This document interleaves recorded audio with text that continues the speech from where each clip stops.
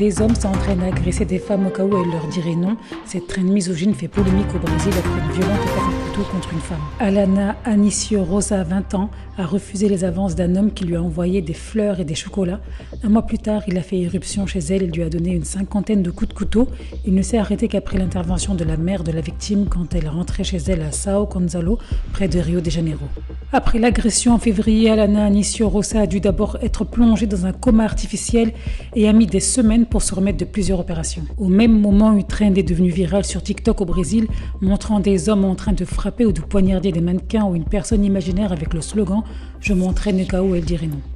D'après la mère d'Alana Anicio Rosa, l'agresseur suivait ce type de contenu sur les réseaux sociaux, de quoi alimenter l'inquiétude sur ces publications misogynes de plus en plus fréquentes et leur possible impact sur la violence contre les femmes au Brésil. L'an dernier, 1586 féminicides ont été recensés dans le pays, un record, et pour lutter contre cette traîne, de nombreux Brésiliens l'ont reprise en mettant en scène la meilleure manière de réagir face à un rejet selon eux.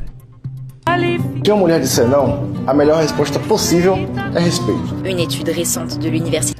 Une étude récente de l'Université fédérale de Rio de Janeiro a montré que 123 chaînes YouTube brésiliennes contenant des discours misogynes avaient atteint 23 millions d'abonnés, soit 18% de plus il y a 2 ans. Flavio Rolim, chef de l'unité de répression des crimes de haine cybernétique de la police fédérale brésilienne, décrit un processus de radicalisation des hommes. Le président de gauche, Luiz Inácio Lula da Silva, estimait récemment que les hommes sont de plus en plus inhumains et violents.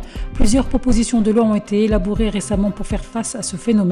Un député de gauche a présenté un texte visant à criminaliser des contenus qui sont, selon lui, entraînent la mort de femmes chaque jour. Et un autre projet adopté au Sénat vise à classer les misogynies comme un crime similaire au racisme passible de prison ferme.